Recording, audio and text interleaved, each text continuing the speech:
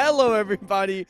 Welcome to this convention prep episode of Beware the Board, a horror podcast where we watch a randomly selected horror movie every week. I'm Bob. And I'm Ben. So, today we're not doing our normal shtick. We're doing our new normal shtick, where we watch a convention prep episode. Yeah. A movie for the convention. You sound like Lord. Huh? You sound like Lord. Like the singer? Yeah. You're like, yeah. God damn it. All right. I'm sorry. We're getting off track already. No, it's fine. It's fine, Ben. Yeah. Dude, I got these red So- stains in my pants. This is horrible. Sorry. Stop playing with your crotch. I'm playing with my crotch. It's called blood, Bob. Oh, The red stains. damn. Oh my God. Wow. No, really off track. Yeah. All right. We're not doing our regular, weekly episodes. We're doing convention prep again. You should know that if you're here, because this is coming out on a Wednesday. Which almost never happens. yeah. Wednesdays are the rarest drop. Mondays, right now, pretty normal. Saturdays, pretty normal. Wednesdays, rare.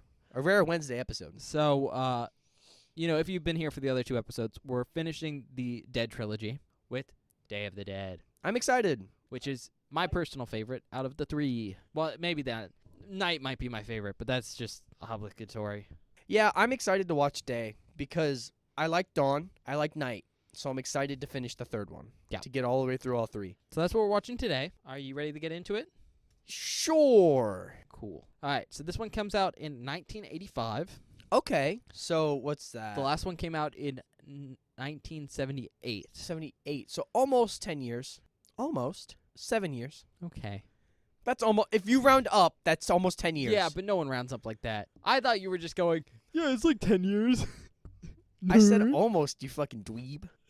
I know, but I thought you were doing almost as in like almost. I thought you were going to be like, yeah, it's like 9 and some change. No, it's Fucking stupid. I may be stupid, but I'm not dumb. That's the exact same thing you'd say if a film was like 11 years old. Usually if it's below 10, you say whatever number. Yeah. Well, I just said that because Night and Dawn are 10 years apart exactly. That's fair. And I was kind of expecting him to do the same thing again, but I don't know, whatever. Yeah, no, he apparently started writing the script for this film right after Dawn, because as we said, it was super successful. Yeah. Like, I think the most successful out of this trilogy. Made a lot of money. A lot of money. So he started writing a script right away, but he didn't make the film right away. Yeah. He did 2 movies in between Dawn and Day. Dang. So I believe they were Creepshow and Night Riders. I've expressed interest in Creepshow. I don't know what Night Riders is. Think about knights on motorcycles. Oh, that's actually kind of awesome. So, you ready to get into it? Yeah. Description. The end is nigh. Okay. Length. 1 hour and 41 minutes. Classic Romero movie. Too All bad of we're them, not watching this at 6 a.m. Thank God. Thank Christ we're not watching this at fucking 6 in the morning. Rating. Not rated. Awesome. Woo. That might be my favorite rating of film is unrated. Every time. I mean, sometimes it's just because people don't pay for it. Sure. Sometimes it's because they don't want to get an NC-17 rating. There it is.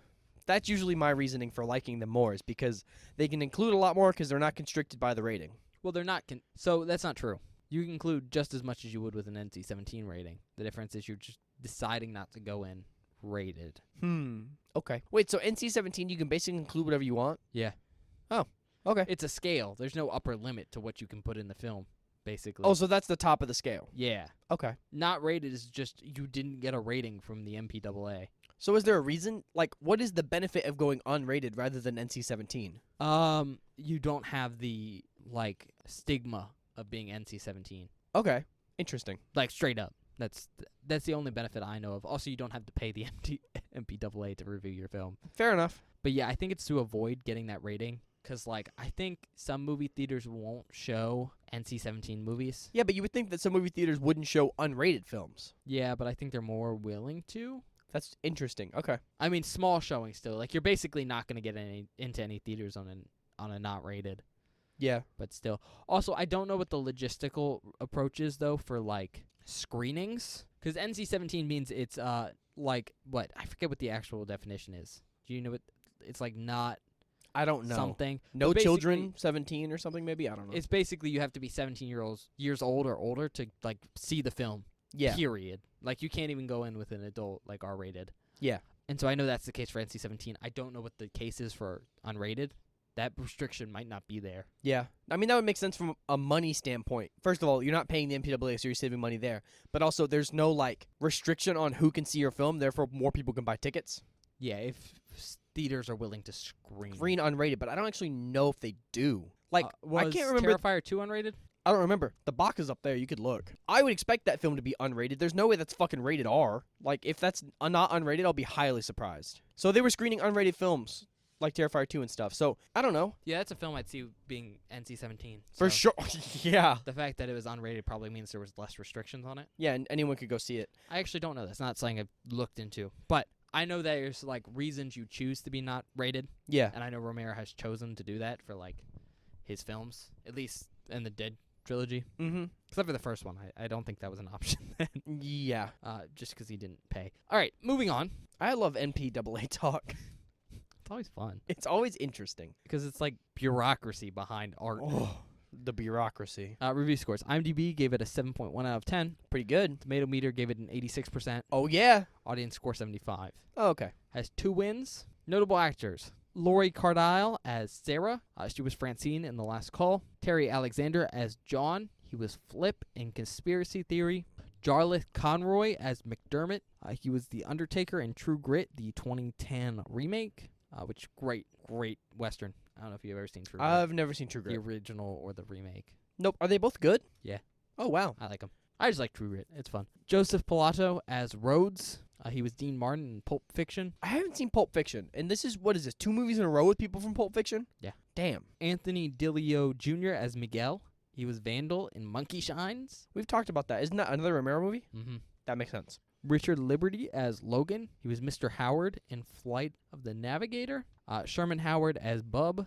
He was Dr. Dietz from The Stand. He was only in the 1 episode, though, but that's a TV miniseries. Ah, okay. Gary Howard Clark as Steele. He was Longshoreman in Trading Places. Ralph Marrero as Rickles. He was the cabbie from the segment Lot 249 in Tales from the Dark Side, the movie. John Amplis as Ted Fisher. He played Martin in Martin. Philip G. Kellums as Miller. He played Nikolai in A Promise Kept, the Oksana Baul story. Whoa. Figure Skater Olympics. Oh, okay. Tasso N. Stavrakis as Torres. He did stunts on The Mask of Zorro. And finally, Greg Nicotero as Johnson. He did makeup department on The Walking Dead. He was there from 2010 to 2022 Oh, okay. for 177 episodes. Holy shit. Yeah.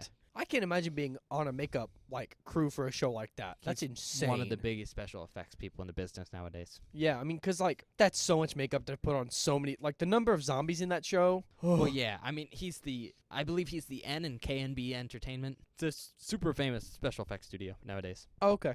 That's cool. He's super big. Writer-director, George A. Romero.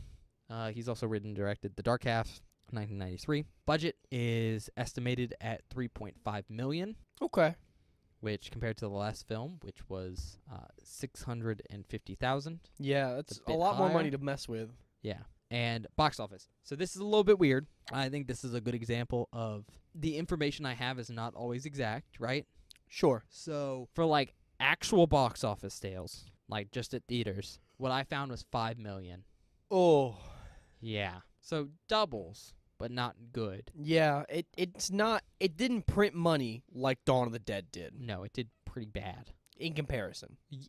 As a film, it didn't do that bad. But for this director, and Yeah. compared to the last one of the series, it did really bad. Additionally, and I think this is important to note, though, that I did find statistics on the sales for international plus VHS and everything, Yeah. a more inclusive sales, and it says 34 million. So I'm not sure how That's accurate that way was. better. But that's including home video sales. Mm-hmm. Yeah. So, and I don't know the time period for that. Yeah, what period they're including, up to what year. But I'm I thought sure it'd people mention it. still buy copies of this movie to this day. Yeah, I just wanted to mention that. But yeah, 5 million is basically what it was from a standpoint Purely. of I'm a person who works in Hollywood. Let me look at what this film made. Oh, it made $5 million. That's a Yeah. bad thing. That's a bad turnout. Country of origin, United States. Also known as George A. Romero's Day of the Dead. So that's the U.S. complete title. One of the titles I saw that I thought was interesting, or at least I thought you would think was interesting. In West Germany, it was Zombie 2. Not again. because I think the last film was, I think Dawn was just zombie in West Germany. Yeah. Kind of an Ugh. interesting. And then take. there's also the Italian zombie too. There's a bunch of weird shit with the timeline. Yeah, the timeline's all fucked up. All right, so the tagline I'm gonna give you is the tagline that's on like the Super Common poster. Okay. I saw some other ones, but it's one of those things where like this tagline's super cool, but I don't know what poster it's from. So I'm just gonna give you the one on the Super Common poster. Okay. First there was Night of the Living Dead, then Dawn of the Dead, and now the darkest day of horror the world has ever known, Day of the Dead. It's a little long, but it's not bad. Yeah, it's a super cool poster. I might show it to you before the movie because it's not like spoiler. I was gonna ask, does it have spoilers Uh, on it? It has like 3 different colors, and the first one's like dark, like it's nighttime, and it has the first was night, Yeah. and then there's one with like the sun rising, and it's like then was dawn, and then the big poster is the day. Oh, that's actually really cool. That's quite cool. It's basically a call out telling you like, hey, this is the 3rd film in a trilogy, and we built up to it. Yeah. All right, I don't have a lot of facts about this film, but what I do have is, first of all, Romero deemed this his favorite of the Evil Dead, or not the Evil Dead, the Dead trilogy. Nice. At least his original one. This was his favorite. But the big facts I have focus on the fact that this film went through some production mishaps. Oh no. Not like bad mishaps, just Okay. like there was a struggle to get it to screen. Okay. First of all, 5 scripts of this film were written, from what I Holy could find. Fuck. That's a lot of scripts. No one's been able to find like the original script, but apparently it was over 200 pages long, and it got cut down to like 122 or something. No way. So it got cut down a lot. That's a lot of cutting. And the reason for that has to do with budget constraints. So apparently Romero wanted the original film to be like an epic. I kept seeing this quote where he described it as Gone with the Wind of zombies. It's like the Gone of the Wind of zombie films. Yeah.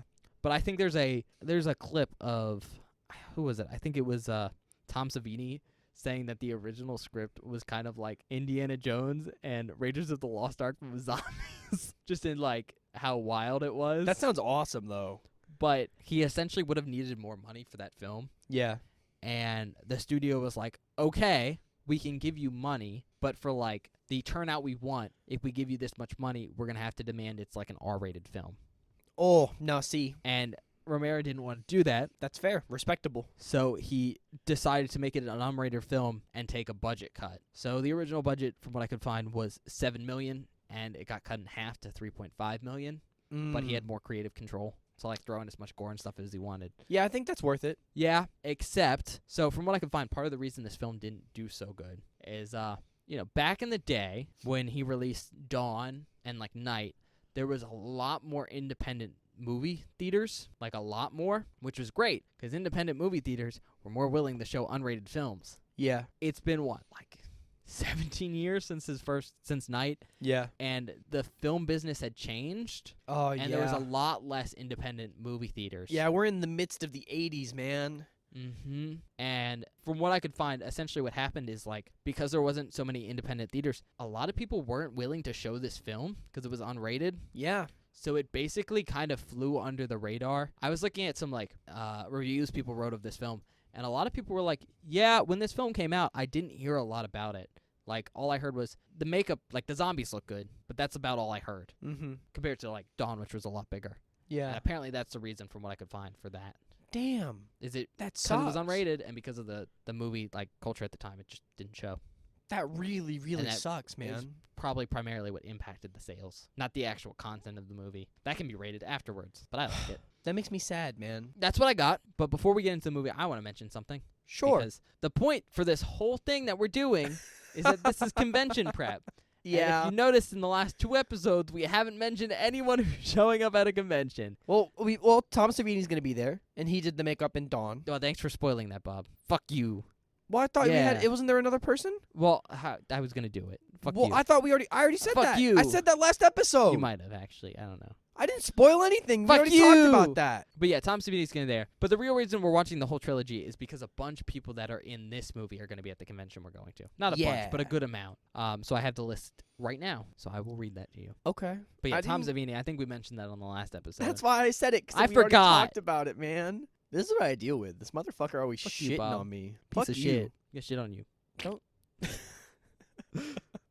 All right. Laurie Cardell's going to be there. Terry Alexander, Jarlath Conroy, John Amplis, Greg Nicotero, and Tom Savini are all going to be there. Holy shit, that's actually quite a few people. Yeah, and Greg Nicotero and Tom Savini are special effects guys. Okay, that's cool. I would like to meet Tom Savini just off having seen Dawn of the Dead. And not Nicotero. He's pretty big now, too.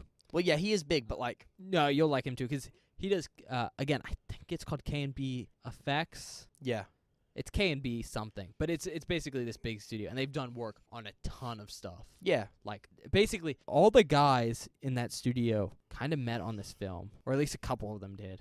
That's real cool. So this kind of film is sort of responsible for their careers really taking off. But I think it's just cool to mention that because, like, they've done a lot of horror movies, like a lot. They do good work. All right, that's all I got. Okay, I guess we'll see you all after the movie.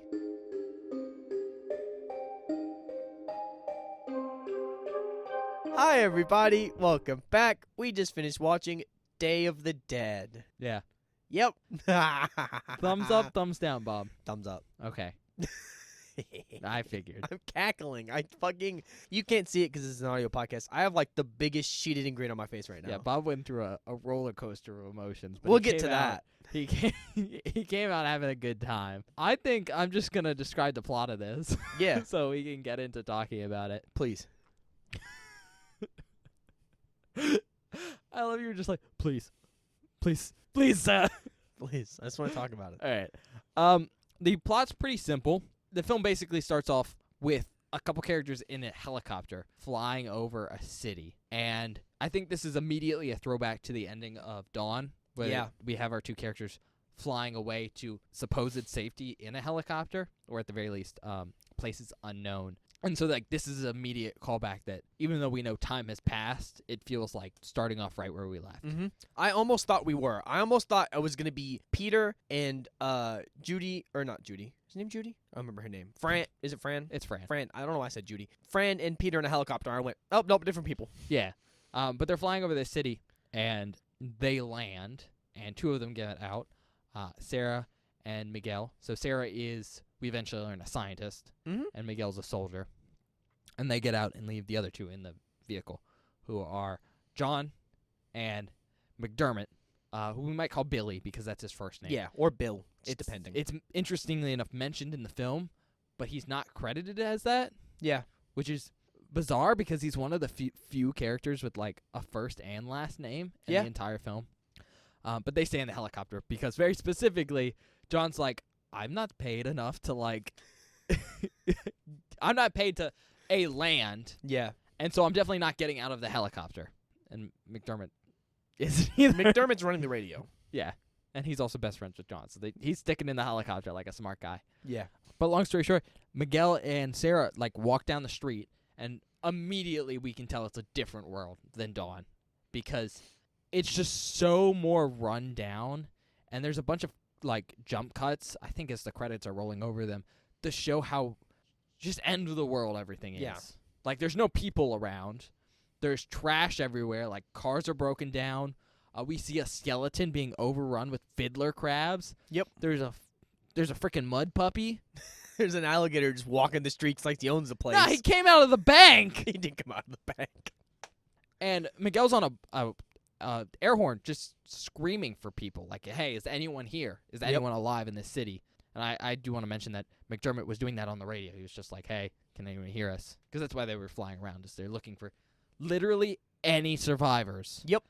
And we see someone shuffle onto screen like a shadow, and it's a zombie. And it's this big reveal of not only is there no people here, but there's hundreds There are upon a hundreds Fuckload of zombies. of zombies.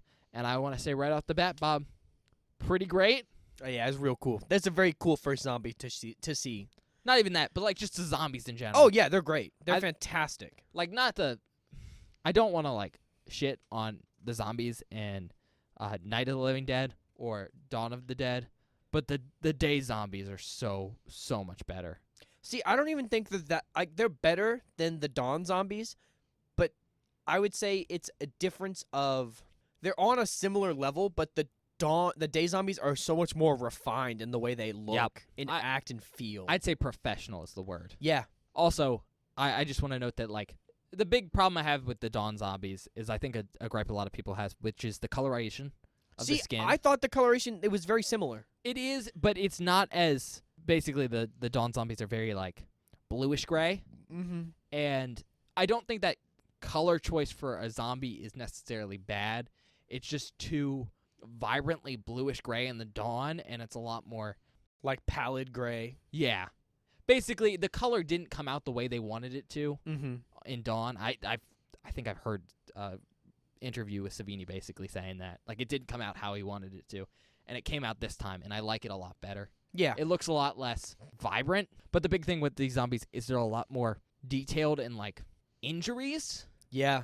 and uniqueness in that way. So even though they have that same general vibe that the Dawn zombies have, they're a lot more brutal and refined. It's Mm-hmm. so good. They're really fucking good. Also, the zombies make noise in this one. I don't know if you noticed, the Dawn zombies don't really make noise, Yeah, they really don't. but the Day zombies groan and scream, Mhm. and so good. So cool. Because there's just this early scene of John and McDermott are talking, and John's like, "Can you hear them?" And it's like the first reveal that they make noise, and just them Yeah. screaming over the rotor blades of this helicopter. I think that's the best line is like when John goes, you can hear them over the engine of the helicopter. Mhm. Like it's just so menacing, but in a like slow. theatrical way. Yeah. But yeah, basically all the zombies are coming. So Miguel and Sarah book it back to the chopper. And they take off, and we get to see basically some aerial shots of the chopper flying over the Florida Everglades. And they land in what is essentially a bunker. It's a fenced off helicopter landing pad, and there's a like elevator that's flush with the ground. Mm-hmm. And so they all get off the helicopter, and they take this elevator down into what is a giant like cavern. I didn't write it down, so I can't like say for sure, but if I remember right, it's like an old like limestone mine and stuff.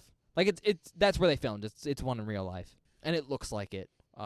We have one of those things down where we live, Mm-hmm. but it's Yeah. basically one of these huge artificial underground caverns that's been converted into a bomb shelter. Mm-hmm.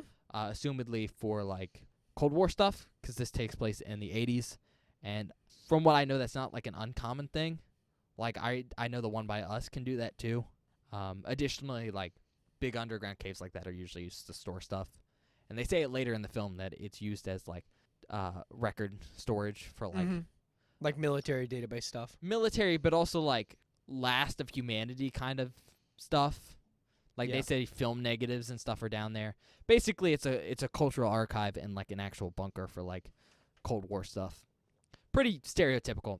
But that's where most of the movie takes place, basically, is in this underground bunker. I would say basically all of it, 90%. except for that intro. And I love that setting. It's so interesting. It's so dark and claustrophobic and just artificial. Mm-hmm.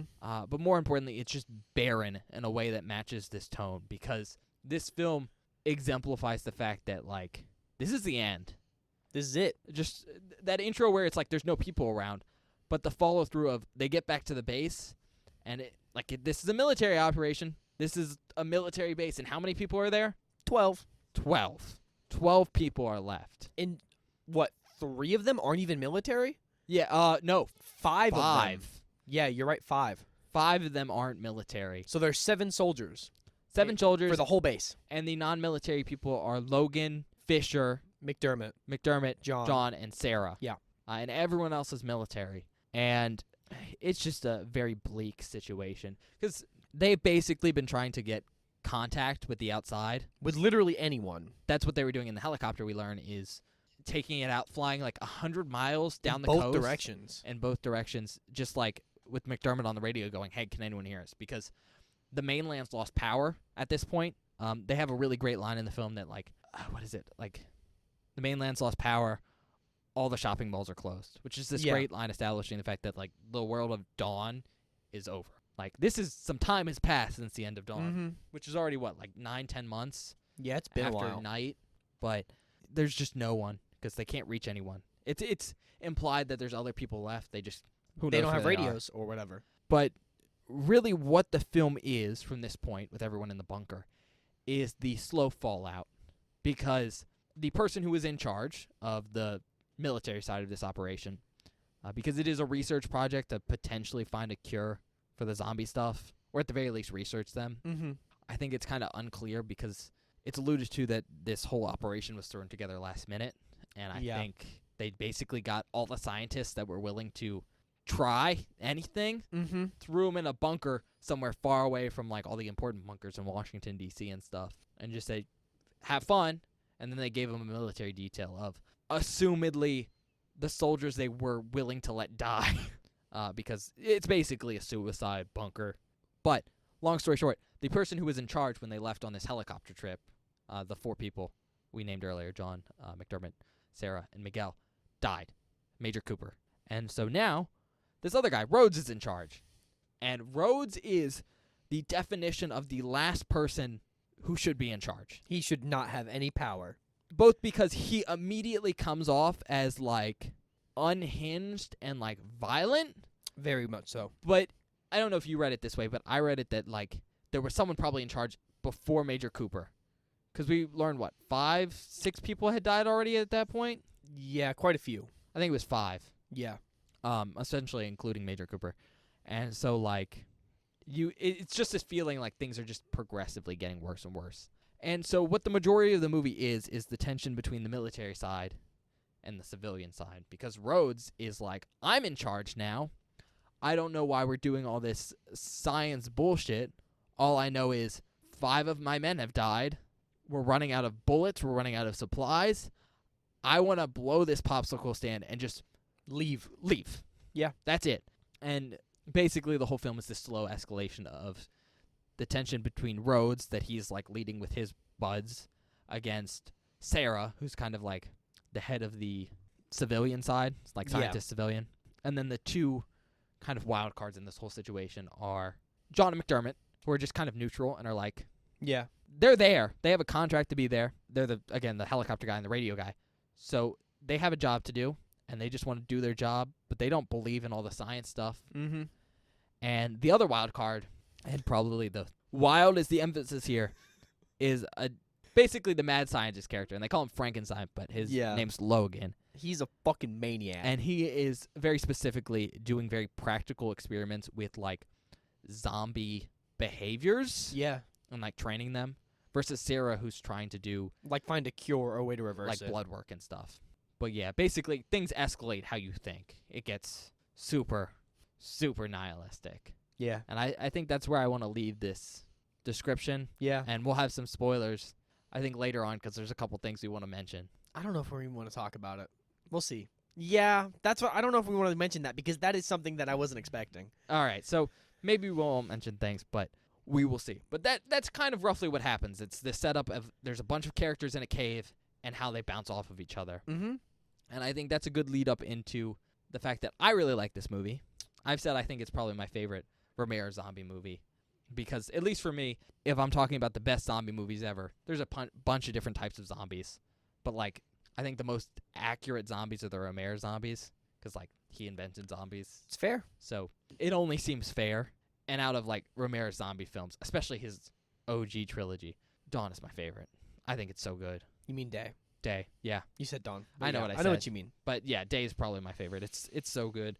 But I think the thing that bothers a lot of people with this film, and I think definitely contributes to why Dawn is a favorite for a lot of people, is that most of the movie is like a character drama.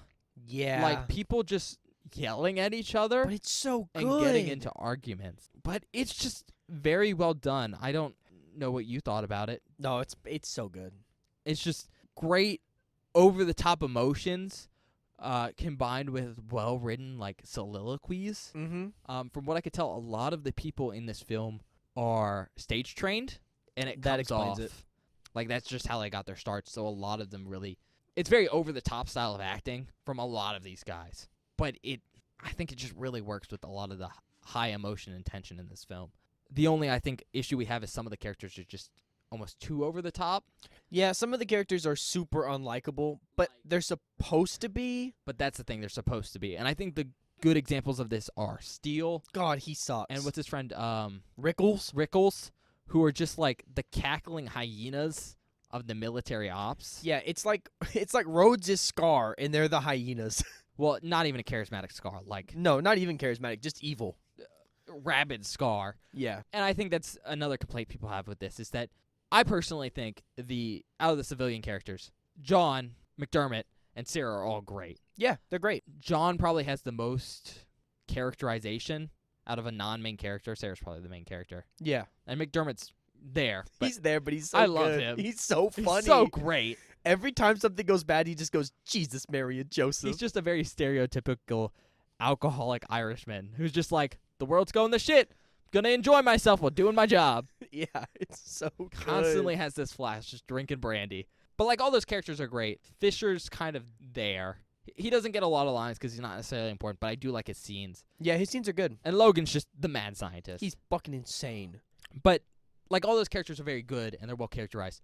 But then all the military characters are just the worst. Yeah, they're very basically. one-dimensional dickwads. Miguel has some more Miguel has some stuff. characterization, but he also kind of sucks. He also sucks. And while I think that's an issue for a lot of people to have like a lot of the characters in a film not be enjoyable to watch, like on screen, Yeah. I thought it really fit the situation because these are basically a bunch of military guys shoved into what is essentially a death trap and have been assumedly working here for months, trapped underground, unable to leave, and have been slowly watching like their brothers in arms, like their best friends, die. Mm-hmm. And while a lot of the performances from the military characters like Steele and Rickles and Rhodes especially are just super over the top in the most like batshit way. Very offensive. Well, no, I'm just thinking like Bob's talking about some offensive language. I'm more referring to like some of Rhodes' acting is super like over the top, like Yeah, but I think that works completely because it's such a high-strung situation. right. But I think it fits like really well because all these characters I feel like are unhinged because they're in the later stages of like mental breakdowns For sure. because well the science characters seem to be handling it a lot better except for mad scientist Logan. They're also in less stressful situations. They don't have to deal with the zombies. Yeah, they're and not stuff the like ones that. out there wrangling them and shit, bringing in the specimens for the doctor. And so I thought that was just worth mentioning that like these characters are such assholes, but I think it works. I think it also like feels better to have because like giving. I don't want to say they're. I don't know how to say this without really spoiling stuff. Basically, in this movie, there's a sense of good and evil, or good and bad. Yeah, I would almost argue it's less of a sense of good and bad, although you are meant to like support one side. It's more of a differencing like opinions on this situation.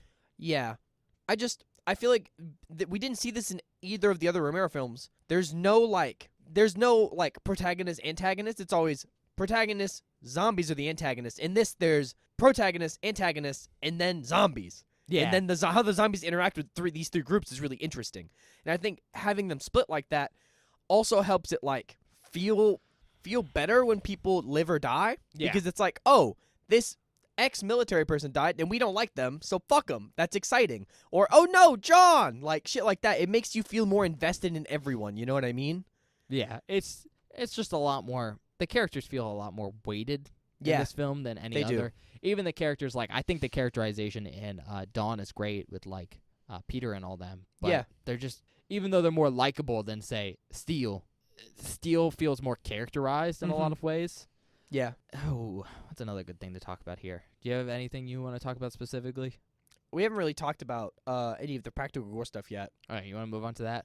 Unless there's anything else you want to talk about specifically about characterization stuff. I don't think so. I think everyone does a good job. I think the overacting, while there, it works. Yeah, I agree. So I think we can go into practical effects because I think that's a great place to talk about. Although I do want to mention Mad Scientist Logan, A+ there on just absolutely losing it. Dude. He's like a less charismatic version of Herbert West. Yeah. That's like the closest thing I can liken it for Bob. He's also just like he's so good at acting so insane, but only slightly to where the people in the room, like he talks circles around Rhodes He's because he's not afraid of him like everyone else is. he's rational, but he's lost it. And it is so interesting to watch the slow progression of he's talking circles around Rhodes in this meeting and being like, you have to let us continue our research, blah, blah, blah, blah, blah, blah, blah. And then about, I don't know, 45 minutes later, he's fucking sitting at his desk, like, twitching, freaking out. Yeah. And it's such, like, an escalation, and it's so good. But I think what makes the acting there so well done is it's not like, oh, this character's gone mad in this scenes. It's like, no, the character was always like that. We're just seeing through his mask. Yeah. All right, practical stuff. Man. I mean, we talked about the zombies. They're They look great. great. Look But fantastic. The gore, pretty Yeah, man. great. It's fucking crazy. Pretty great. I don't want to spoil some stuff, I don't either. and because there's a limited amount of kills in this Mhm. movie, just because there is straight up a limited amount of characters. Yeah. We talked about the fact that it's kind of established that there's 12 humans in this film, and That's it. that could be all the humans in the world. Yep. So you're not getting more than that at like most. You get some good zombie kills, though. You get good zombie kills, but it's not the same, you know? Yeah, it's not the same. However, the gore stuff looks great. It looks so fucking so wild. good. I do know for a fact they used like actual pig guts for some of the scenes, That would explain some of it, yeah. which is why some of the stuff looks so realistic. And there was a couple good gut like falling out stuff. Oh, yeah. And Bob is going, "Oh yeah," because he almost vomited a I couple of times. Came real close a couple times. One of the last gut scenes, you actually grabbed the trash can and were gagging. Yeah. There's also some eyeball stuff that really had me going for a second. Like, oh, Now- damn. There is two specific kills I want to talk about because I think there's really well done. The issue here being that I don't want to spoil things too much. Fair enough. So, what I'm going to do here is spoiler warning, guys. Hello, everybody. This is Future Bob coming at you to let you know that if you do not want any major spoilers for this movie, please skip to 47 minutes and 53 seconds immediately. Once again, that's 47 minutes and 53 seconds immediately. But while I'm going to talk about them, I'm not going to name names. I think that's fair. Sure. I'm Yeah. just going to like reference the actual kill themselves. Sure. That works. So that way you don't know like what character, even if you want to listen to my thoughts before watching the film or whatever.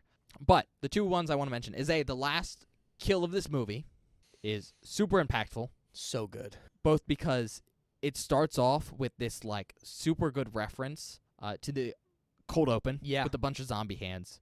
But it's followed by probably one of the most brutal dismemberments in the entire franchise. It is fucking gnarly This guy gets ripped in half, and his guts are just pulled out everywhere. everywhere. And the whole time, this character is screaming, "Choke on them," Yep. which is both such a hard line, It's so fucking cool. but also the most horrific thing possible. Yep. Because he's fully conscious In screaming. and screaming. And what I want to mention here is something I know about, like, behind the scenes for practical effects here, Oh, okay. which is why I'm specifically bringing up this kill. And that's the fact that they use pig guts in this scene, Okay. which are already kind of gross. But apparently they shot a lot of this in Florida. Yeah. Before they shot that scene, apparently someone had unplugged the refrigerator. Oh. And so all their pig guts went rancid. Oh. And so this whole take, this final death, took about 4 hours. And the whole time, they had to use rancid pig guts. And apparently it was the worst smelling thing imaginable. That's putrid. I've seen a little bit of the behind-the-scenes footage, and I've heard some of the actors talk about it, specifically the guy who plays Rhodes, who's like, I can still smell it to this day. But there's a God bunch of footage damn. of the actor who plays Rhodes just, like, gagging, and all the zombies just trying to, like, wave off all the smells, because apparently it was so bad. Like, oh my God. hours in the Florida hot sun bad. Fuck that. So I just wanted to mention that because, like, this kill looks really great. Like, really good. It's one of the ones that I almost fucking upchucked. That's the hard. one where Bob almost threw up. But so hard to shoot, and I think it's important to mention that because, like, sometimes it hurts to get art, and this Yeah. is one of those times. Holy shit. However, that is not the kill in this film that sticks out the most to me. I think it's really good. It's very good. It's probably the most iconic. The other kill I want to mention, because I think it's, like, super horrifying. Oh God. Do you know what I'm talking about? Is it the one with the? Yeah. Yeah. So that one got me. what Bob just mimicked is there's a character that gets tackled by a bunch of zombies. Yeah. It's Bob. That's the character. We decided it was Bob. You decided. I You didn't- literally said it was you. No, I did. You did. No, I did. I don't think I clipped the line where you said that one. That's me. Yeah, you didn't. Because you can't. But That's Bob's character. Anyways, Bob gets tackled, and basically he gets, starting to get ripped apart. he's getting ripped apart. And it's a pretty standard thing. Like we said, there's a lot of gut stuff, so Mhm. they start ripping his guts apart. There's one thing that happens in this kill that I think is so horrific and such an attention to detail that it bears mentioning, and that is the fact that while they're ripping apart, like this dude, they grab his head and they pull it off. Yep. I know you thought that was gross, right? Especially because when they pull off the head, it starts moving. His mouth is still going. Do you think that's what I'm talking about as like the worst part of this? No. Because it's not. No, that's the part that fucked me up the most. That's the though. part that probably fucked Bob up the most. I think the worst part of this entire kill is the guy screaming the whole time. Yep. And as they start ripping off his neck, like his head, it stretches his vocal cords, and his voice goes from regular to high pitch, because that's what happens when you stretch your vocal cords. And you can see them hanging out the bottom of his neck And- after they pull his head off. It's probably my favorite kill in the whole film, just because it's so not only brutal, but it's a attention to detail Yeah. of just like actual physiology Mm-hmm. that is so horrifying Oh yeah. that I just think it's right on the money for a good example of like Oh, gore that is scary, yeah. because that is stuff of nightmares. I Like- think the last one got me. Is the stuff of nightmares. I for don't me, know. man. That one to me is like the super Thing-esque. That's fair. Like no, that's John very Carpenter's fair. The Thing. Yeah. It's body horror, I guess is the best way to put it. Mhm. But yeah, those are the two kills I want to talk about. Do you have any other things with like practical effects you want to talk about now that we're kind of over those kills? Well, that's a spoiler though. I'm gonna give this as loose as possible. Spoiler warning. I can introduce this part because I know what you're gonna intro. No. No? Okay. not that. Never mind. The Oh, yeah. because that's cool. And I think that I guess spoiler warning now. So We'll try to keep it loose. I'm not gonna mention names or anything, but I'm just gonna say exactly what's cool about this I can thing. intro this in a non-spoiler way. If you think so. Yeah. Go for it. A character gets injured. Yeah. That's straight up gets injured. And do you want to go ahead and talk about it? Yeah, and they're like, look, the only way he's gonna survive this is if we cut it off. So there's a really, really good scene where they cut someone's arm off and cauterize it, and it looks so good. And you mentioned it when we were talking about it, but you can see the bone on the inside of the ring Mm-hmm. where Just he gets an cauterized. attention to detail. Yeah, and I really appreciate that. And like the blood on it and everything, it's just very good. Also, like when they're cutting off the hand, I don't know if you saw the hand was moving Yeah. because they have someone like sticking their hand out of the ground. Mm-hmm. All just great stuff. Good Yeah. examples of just Fantastic. practical effects in this film. And another thing we haven't talked about here, again, slight spoiler warning.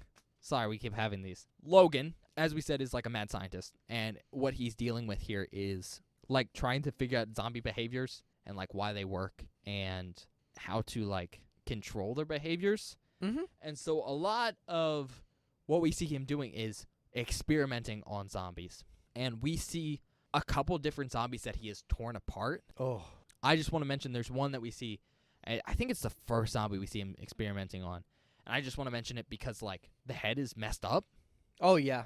And I, again, have seen some behind-the-scenes stuff for this specific zombie. And I know, like, super cool, like, thing where they're going an extra mile for production stuff is, like, they have a guy, and his head is at, like, a 90-degree angle going back, like, sticking through this table so they can, like, have a fake head. Oh my God. And I think that's super relevant to what we were just talking about Mm-hmm. with that injury because, like, cool example of going that extra mile to achieve an effect. Mm-hmm. Super cool. All right. Anything else on practical effects? I think I have one last thing I really want to talk about. Yeah, I want to talk about it too because it's real good, but I don't. Yeah. Yeah, gonna we can keep talk it- about it. Pretty vague. Yeah, we'll talk about it. Keep it vague. But I think we do need to talk about this because it's probably the most well-known part of this movie It's my favorite part of this movie. for anyone who, like, knows a little bit about it. So at this point, go watch it because Yeah. if you don't want something spoiled, because I think it was a pretty shocking thing for you. Yeah, dude, I was not Um, expecting it. So I think it's what makes this movie so interesting to yeah. me. And it has to do with Logan's experiments. Mhm. So I'm just gonna come out with it, right? You Yeah, good sure. with that? We can talk about it. We just gave him a big spoiler. Go watch it. Yeah. If you don't want anything else spoiled. All right. Logan has been specifically trying to train zombies and like train their behaviors so that he can control them and keep them from like attacking people. Yeah. That's kind of his thing. He's coming at the whole zombie apocalypse from the idea of we can't cure it, can't get rid of the zombies, so we might as well try and civilize them, which is crazy people talk, but it's also kind of ingenious in its own way. Yeah. Like, none of what he is doing is innately helpful, Nope. but it's cool. But it's so cool. And he's had one huge success. It's a zombie named Bub. I think he might be my favorite character in the entire film. I don't know if I'd say he's my favorite. He's definitely my favorite zombie. Oh, by far. By far. Because we get to see a bunch of Bub. And I think one of the interesting things here is Bub was originally, from what I could tell, a small part. But the actor who plays him did such a good role. He's really good. Playing him as, I can best describe him as like, almost like a child. Yeah. Like, he still has that whole Romero zombie thing where, like, he vaguely seems aware of his past Mm-hmm. and, like, who he was. But that mixed with a weird toddler, like, understanding of everything and inability to grasp fine motor skills. Mm-hmm. But there's just a lot of scenes in this film that are focused on exploring this idea that, like, Bub is almost a trained, civilized zombie. Yeah. And they use him and his interactions with Logan to explore the idea that, like, the zombies are, dead people, but they were once people, and now they're just, like, lesser versions of us. And it's really cool, and it's just it's such a unique part of this film, because It's insane. It's so fucking cool. it humanizes something that is not normally humanized. And something that we've been watching for the past 2 movies, people annihilate. Mm-hmm. And I just want to say that it's done in a very different way than Return of the Living Dead, Yeah. that also has sentient zombies, Mm-hmm. because this feels a lot more, I don't want to say realistic, but more tonally relevant to Romero's style. But it also becomes relevant when you look at the idea that Logan is trying to solve the zombie problem by not getting rid of the zombies, which is not something that I've ever thought about. Like, it's such a trope in zombie media to just be like, yeah, kill them. They're not people, kill them. But this is a completely different spin on it of, they're not people, but maybe we can try and help them.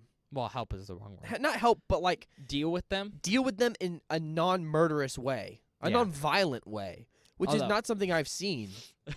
Maybe Logan isn't the best example of nonviolence. Well, that's true. But yeah, it's such a cool fucking take, and it made the movie for me. Oh, yeah. I want to mention this here now. Bob straight up, like, cried Bob at made some me point cry. in this movie. So I think that's worth mentioning, and that's why I wanted to bring up this whole thing. He said, I'm tearing up, and I looked over at him. Like, I thought he was joking. No. Nah, there was tears in his eyes. No, I cried. Okay. Bob made me cry. I think we can go back to regular stuff now. Yeah. Yeah, we're back. I don't think I have any other, like, specific things I want to talk about in this film, like, spoiler-wise. No, I don't either.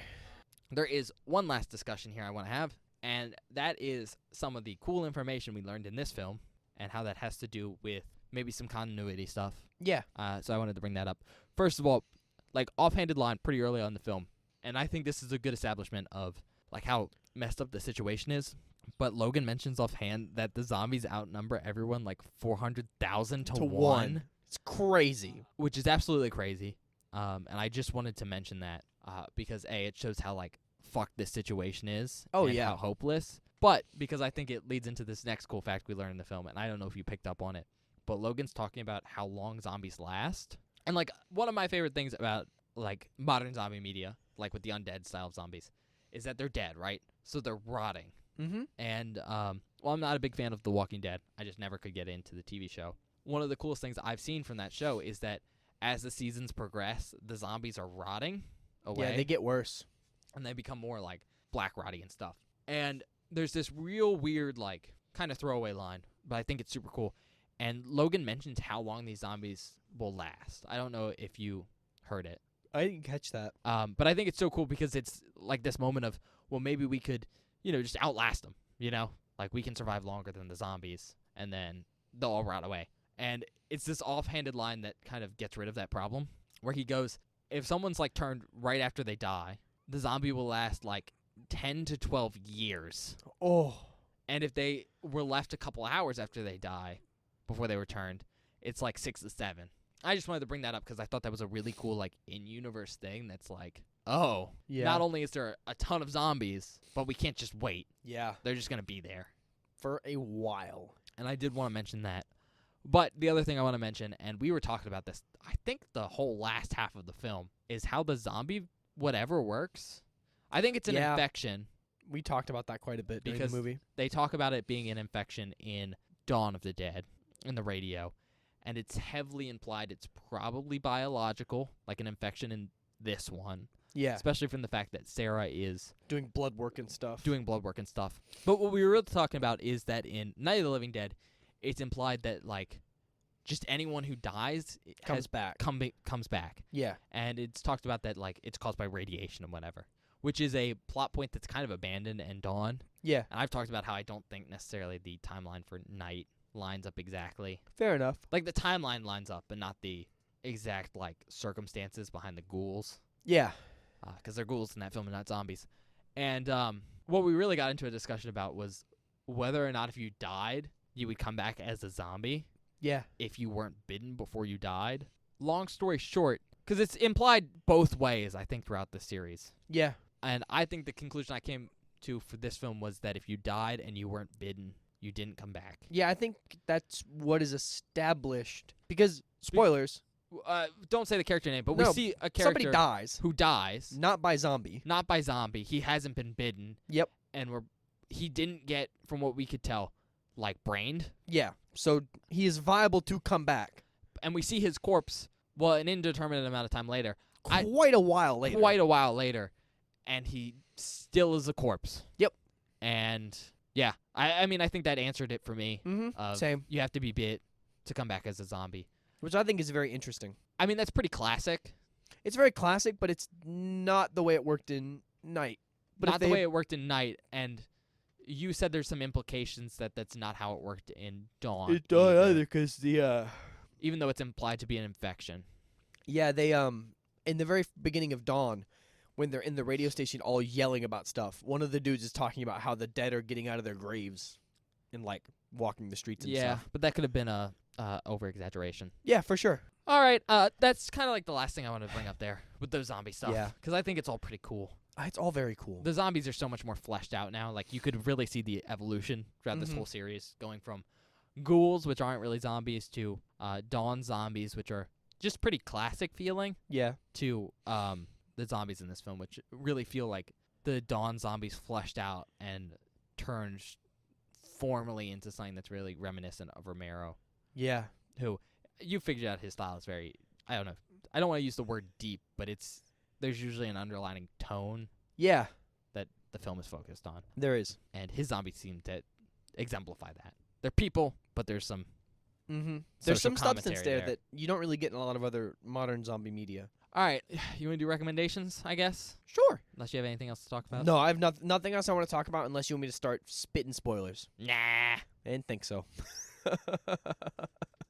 We already got that weird spoiler section where we talked about some stuff, so you know. Yeah, you'll probably have to figure that out. I will in the edit. It'll be fine.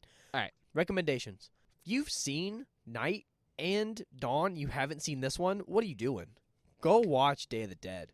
It's so fucking cool. I highly recommend if you're into that. If you're into zombie movies, this is a phenomenal zombie movie. Like I straight up can't think of one that's better. Like I'm struggling in my brain and I'm going, have I seen a better zombie movie? The answer is no. This is fantastic. So there's that. If you want something that is a zombie film, but is also a very heavy character drama, really good for that. Because, like Ben was saying, a lot of this movie doesn't really have... There are zombies in it, but they are not the focus. They're like... The cool part of this film was watching the zombies interact with the two different groups of people. Yeah, the In- zombies are the background. Yeah. So seeing them put in this high-stress situation and having these characters have to interact in this situation where they're stuck, super good. Yeah, it's basically a cabin fever movie. Yeah. If you want to see a movie set in a cool underground setting, I think the setting in this is super cool and Super interesting. uncommon. Like, it's an underground bunker with, like, some cave systems and stuff and some different areas. There's, what do they call it? The Ritz. You can visit the Ritz down there. It's pretty cool. It's basically John and McDermott's house. Yeah. Which is out in the cave. It's pretty nice. If you're into practical effects for blood, guts, and gore in any way, it's phenomenal. A+. Like, so fucking cool. For human practical effects. For human practical effects, holy fuck. It's awesome. I don't think I have any more. I think All that's right. it. Gonna do a lot of similar ones as always, but if you're a fan of Romero and you want to see like Romero zombie film, this is probably it. I think. I mean, Night is definitely more popular, and I love Night of the Living Dead. Night's great. It's a great film, but it's not really like the zombie film for me. I think It's I've fair. said before, but like for zombie films, this is it. Especially for like Romero zombie films. So if you're a fan of Romero, you haven't seen this film, especially if you're a fan of the Dead series, go watch it. Plus, zombie films. So if you're a big fan of zombie films, this one's really, really good. Additionally, if you're a fan of like character dramas, because that's really what this is. Zombies are the background, the characters are the foreground. But very specifically, if you want to see like a character drama that focuses on like the military and its Mhm. interactions with like a more civilian like bureaucracy, it's great. We talked about the crazies on the show, and I've talked about how I thought the best part of that film was the military scenes and all the bureaucracy and like yelling back and forth. Mhm. And that's like what the majority of this film is, It's literally the whole thing, basically. but done a lot better. Mhm. And it's really great if that's something you are looking for. Practicals, great in this. If you want to see some good like human monster practical effects, look no further. And then finally, besides the general recommendation of season some good characters or some characters you hate, love McDermott and John. Yeah. Great like buddy team. They're so good. But my last recommendation is for a unique setting. I've seen caves in horror movies before. There's some really great cave horror movies, but I really haven't seen anything like this. This is like the mix between a cave and a bunker, Yeah. and it's just so unique because it's neither and both at the same time. There's literally a giant wall that's completely like unfinished, made of rocks in the middle of the bunker with a water fountain sitting in front of it. Yeah, Like it's so refined yet unfinished at and the it's same so time. cool because it's that's like real. Yeah. And so if that setting seems like unique to you and like the constraints around it and like how that affects like the tone of the film, check it out because it's so cool. That's all I got for recommendations. Ratings. Go, Bob. I mean, We know what you're going to rate it. Go ahead. 1. Okay. No, I'm just kidding. 5. It's so fucking cool. It's so I can't get over how cool this movie is. Were you expecting to like Dawn better? No, No? I wasn't. Did I I- hype you up enough? No, you just talked about how you like this one so much more, and like I understood that. Like, so here's my thing about this movie, and I wanted to say this during the film, but I didn't. So I'll save it for right now, where I'm reviewing it, Yeah. talking about how good it is. What this film does that is so goddamn cool is it took Romero made Night of the Living Dead before zombies were like a cultural thing. Yeah. He made Dawn after they had become a thing and they were around. There were other zombie films at the time, correct? Right?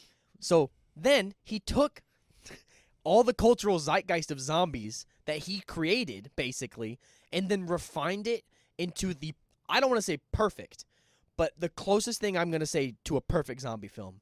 He took the cultural zeitgeist of a zombie and refined it down into its pure essence and then stuck it in a bunker. It's so fucking awesome. Yeah, he just slapped his style all over it. It's so good. The characters are good. The acting is good.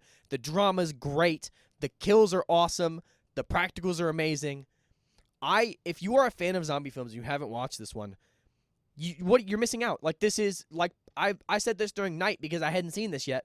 This is now this might be my favorite zombie film of all time. Like on God, like it's so good, and it does so much interesting, cool shit that you don't expect. So it's not derivative of other zombie stuff, right? It feels fresh, but also like Classic. old and comforting and classic all at the same time. It's so good. I cannot recommend this enough. Like actually, Fair. It's awesome. All right, gonna give it a 5 as well. I think, like Bob said, it's really, really good, and it's hard to say more about films like this because they are so good. But generally speaking, I mean, it set out to be a zombie film, but like one focusing on like the end times, where like the apocalypse has reached not even the peak, but has like gone beyond that point, past the point of no return, where it's hopeless, and the film achieves that. Like the opening establishes the fact that like this is past the point of no return. There's no one. Like it's 12 people in a bunker. That could be the whole world. And it hits that nihilistic tone running, and it just goes for it. And so right there it'd be a 3. But the fact that this film then has like this, I don't even want to call it like a subplot, but just this plot of how characters in this situation would like react to all this stress and like fight amongst themselves as like this main focus for the entire film and the background for like all the zombie stuff is just like going above and beyond what this film has to do to like be a zombie film. I think that really escalates it up there for me, especially because like the zombie stuff we do see, doesn't feel like is being overwhelmed by the character stuff. In fact, it feels like it's enhanced by the character stuff. But more importantly, the zombie stuff is just like super good. It looks great. The violence is over the top in the best way possible. Mm-hmm. But also we get to learn more about the zombies of this world. And it just feels like they're fleshed out in a way that the previous two films lacked, because these zombies just build upon all the stuff Romero has learned and society has built with him. I do want to say, though, that like while I really, really love this film and I'm giving it a 5, it's not for everyone. Definitely not for everyone.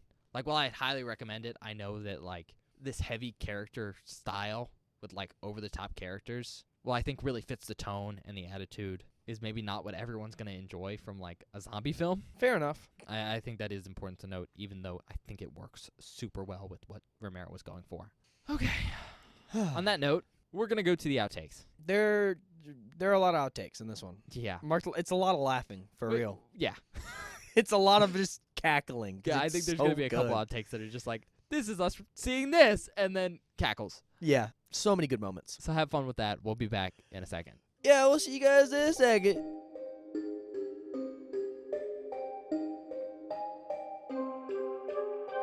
Hello, everybody. Welcome to the outtake section for this episode of Beware the Board. I hope you're enjoying our review of Day of the Dead so far. I think it's by far my favorite of the 3 movies in Romero's original Dead trilogy. I think it's creative. I think it's fun. The practical effects are absolutely amazing.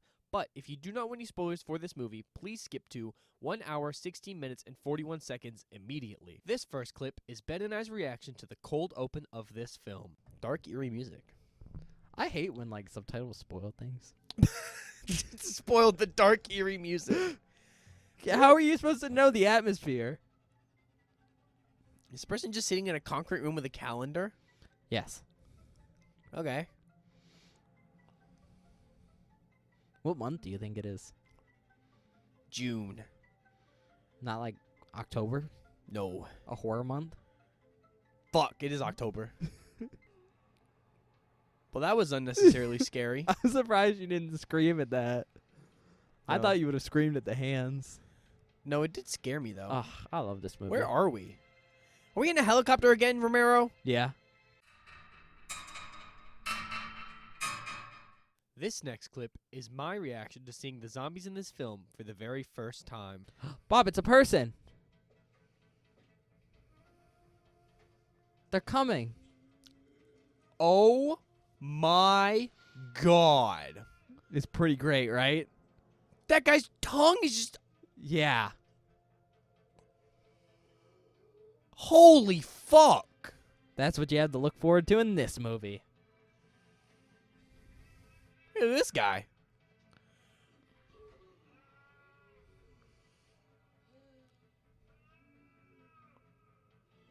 Whoa. Oh, there's a spider on his arm. Oh. I did not like that spider. Is that a zombie alligator? No, that's Please just tell a me- regular alligator. Okay. Just a normal alligator, no zombie gators? It's just a standard mud puppy. This next clip is Ben and I's reaction to Logan doing something really fucking funny in giving Bub a gun. Bub just cocked the gun. I love that he just goes to shoot roads. He really doesn't like roads. He didn't salute back. He didn't salute back. He would have shot him. It's not loaded, Bub. No, he's sorry. sad. He's confused. Oh, man.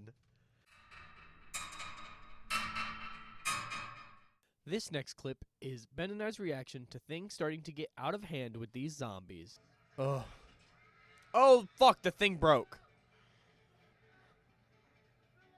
Oh, shit. Somebody help him. Oh. Oh, and he shot the other guy Yep. and killed him. Okay. Miguel's lost his shit. Oh, and he got bit too. Oh, it went bad fast.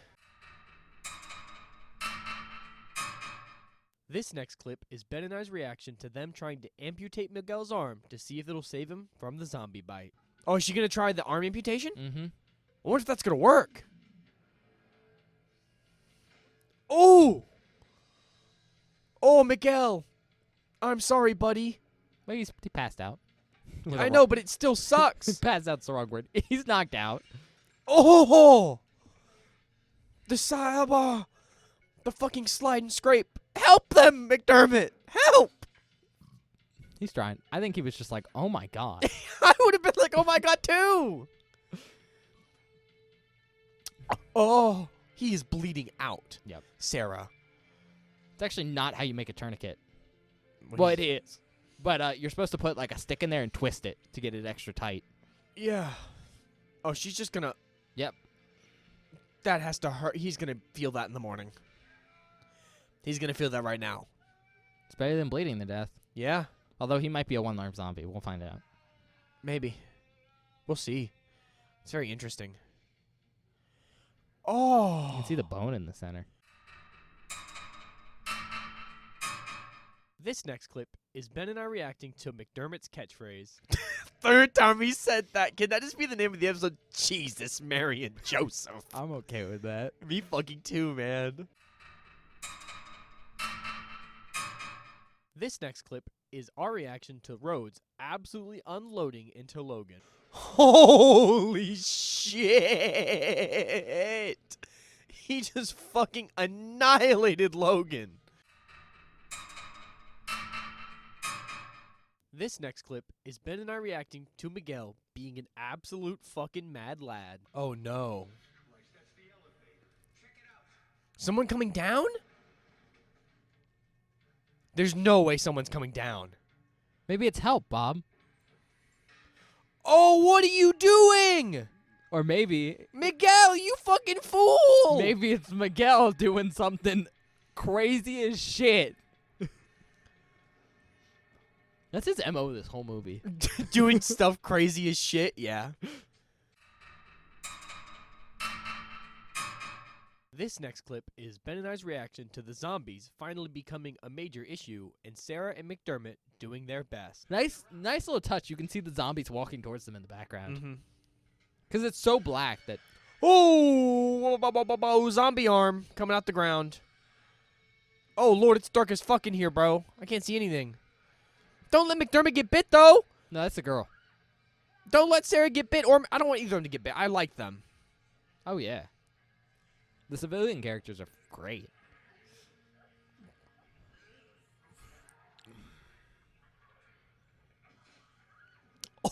Oh, my God. Oh, my God. That's sick as fuck. Oh. That's a really good half head. Oh. Bah. Do you see it's still alive? Oh. Holy shit. This next clip is what made me cry during this movie. It literally cannot get any worse for these people. Well, they're still alive. Rhodes is just fucking ditching them? On the slowest golf cart ever. Honestly, I would turn and sit in that doorway and just shoot as many as I could. Probably, but I don't know if they have any more clips. You know? They gotta have more ammo. I don't know about on them, though, you know? Yeah.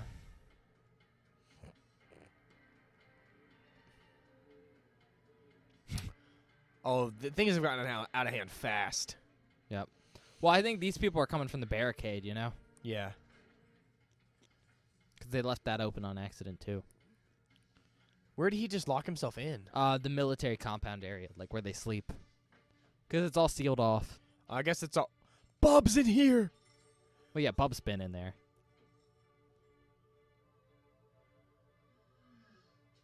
Bub's upset that he's dead. He's trying to show... He's trying to show him that he learned how to get free. That's so sad. Why is this about to make me cry? Oh my god. Why are you actually like about to cry? Because it's so sad. Look at how upset he is. God damn it. Why are you actually tearing up? Look at how sad he is. This sucks. Are you actually crying? No, Yes, you are. I'm not crying.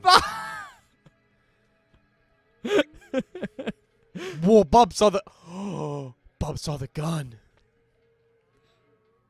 Get him, Bub. This next clip is Ben and I's reaction to the death of Torres. Oh, these I love zombies all are the so different grotesque. ones. Like, look at that one.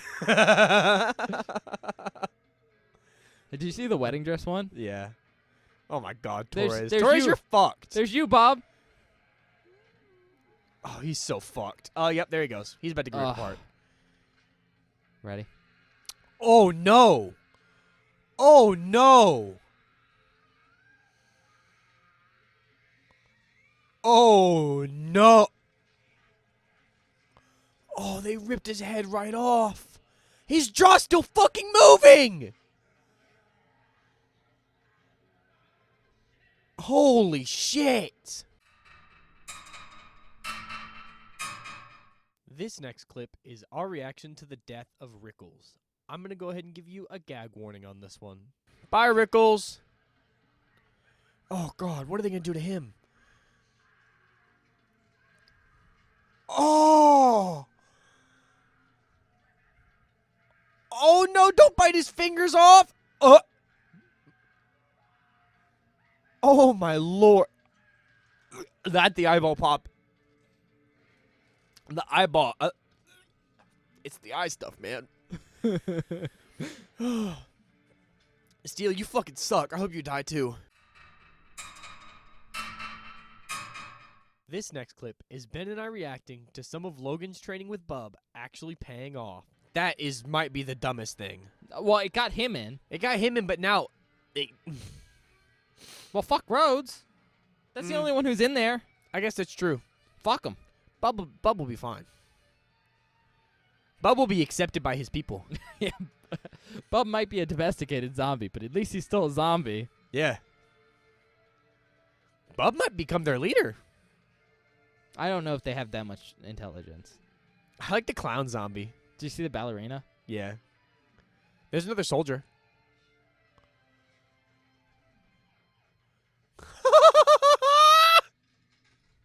Bub's got a gun! Bub's shooting at him! Start blasting! This next clip is our reaction to Bub finally getting his chance for revenge. Rhodes is fucked. Oh, yeah. Hell yeah, Bub. You wanted to shoot him before, and now here's your chance. You son of a bitch. It's a standoff.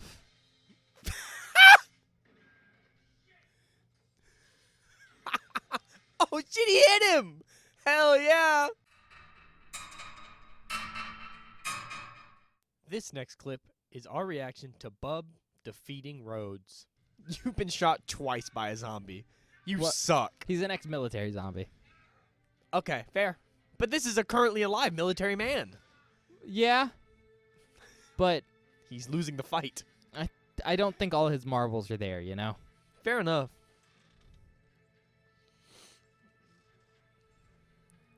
You know what's the worst part about this for Rhodes? What? I'm pretty sure Rhodes thinks he's being killed by the lone zombie in this whole base. Yeah. Rhodes is like, God damn it, there was one. I couldn't get one.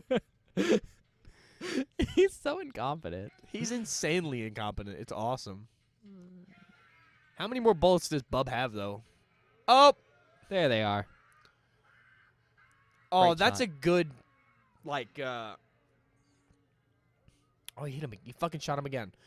That's a good callback to that dream at the beginning of the movie Mhm. with all the hands. Is he gonna salute him?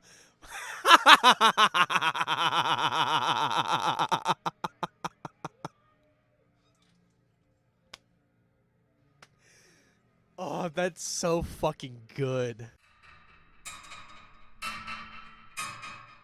This next clip is our reaction to Rhodes getting ripped apart by the horde of zombies. I'm gonna go ahead and give you another gag warning on this one. Oh my god.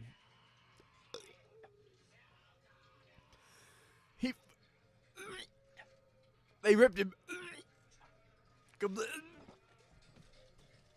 completely in half. I know, and I love Rhodes is still alive, just screaming choke on him. Oh, that was so gross. Oh man, I thought you were gonna vomit there for a I second. thought it was too. I didn't throw up, but I did cry.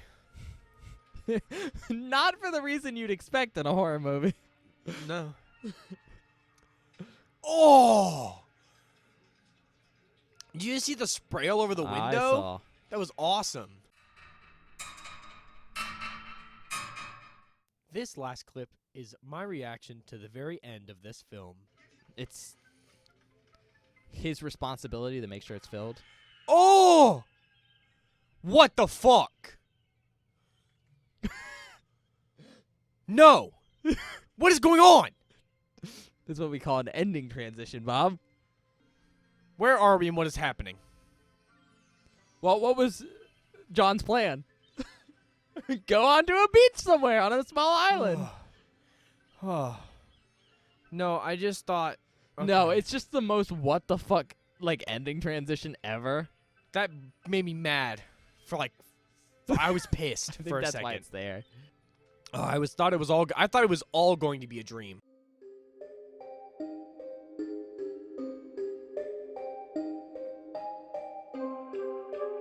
Hi everybody, welcome back. I hope you enjoyed the outtakes.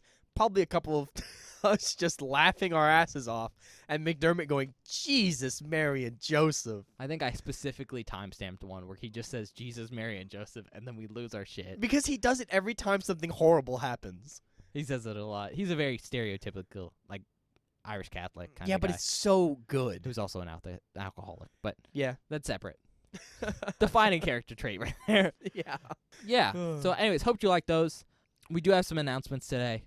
They're pretty basic, though. The first announcement is obviously on Friday we're releasing a normal board episode, Mm-hmm. so be here for that.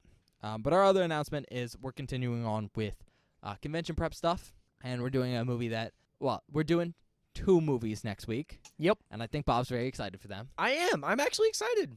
because he's loved every movie from this series No, we've seen, no, especially the third one. No. Today on Saturday, we're gonna be watching Halloween 4, Fuck yeah. and on Monday we're gonna be watching Halloween 5. 5. 4 and 5 better be better than 3. And hopefully better than. Well, nothing's better than Halloween 3. I'm not getting into this. This is turning into a Joe Bob situation. Because Joe Bob also hates it. No. And so those are coming out. So look forward to those if you're interested. Aside from that, check us out wherever you get your podcasts. Spotify, Apple Podcast, other online places. We're also on YouTube, so that's like a great place to listen to us if you want to like just listen online, like just stream us or something on your computer. But it's also a good place to support us, where we can like visibly see it.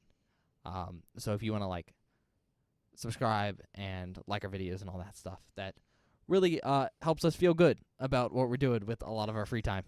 Most of 100% of my free time. What's also good about YouTube is it's great for communicating with us. Yeah. And it's not the only place you can communicate with us. Well, you can comment in the YouTube section and give us like recommendations for films and stuff. You can also communicate with Bob specifically on Twitter. That's a great place to talk to us in general and just give us like recommendations or be like, hey, love your show.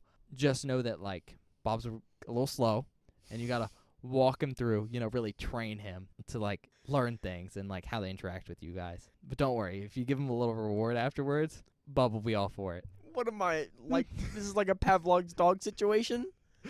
Well, Pablo Zombie. Pavlov's Zombie. That's a good name for the episode, but we're not going to call it that. We already have a name. Yeah, like Ben said, check us out on Twitter, @BewareTheBoard. It's where I post updates about the show information about the show. Basically, anything you need to know about the show goes on our Twitter account. On Mondays, I post a spoiler post for that week's worth of episodes, which is basically a movie cover hidden that you can reveal to see what movie we're watching that week and watch it before we do so that you don't get anything spoiled during the episode. It's really useful if you're like, hey, they're watching this movie and I haven't seen it and I want to watch it. Watch it before we do and then you don't get any spoilers, and then when we're real vague about stuff, you know exactly what we're talking about. Also on that is episodes go live, whatever day that is, like, we've been releasing episodes on Fridays, Saturdays, Mondays, Wednesdays, whatever day an episode comes out. Tuesdays.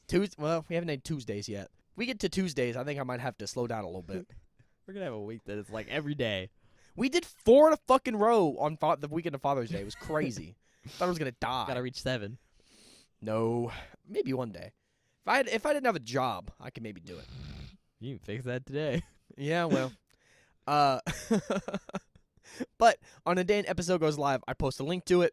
So if you ever miss an episode, miss an upload, or wondering when something came out, there's always a link on our Twitter account. Check us out there. I think the last thing is TikTok. Check us out on TikTok. If you like short form content, I post clips from the show on TikTok. I also post the ones I can on YouTube Shorts. They just have different requirements, so sometimes I can post them on TikTok, sometimes on TikTok, but not YouTube Shorts, and the other way around too. Yeah, it depends on the length. Depends on the length. They have different requirements. It just depends. So if you're into short form content and like the show, check out our TikTok. I've been posting clips from the show on there. Might have some more soon. We'll see. I haven't made any more, but I need to. But we're busy doing this extra content. Ooh. It's currently 12:30 at night, and Ben needs to go home. Yeah. On that note, though, we're gonna go. So yeah. We'll see see you you guys next time. next time.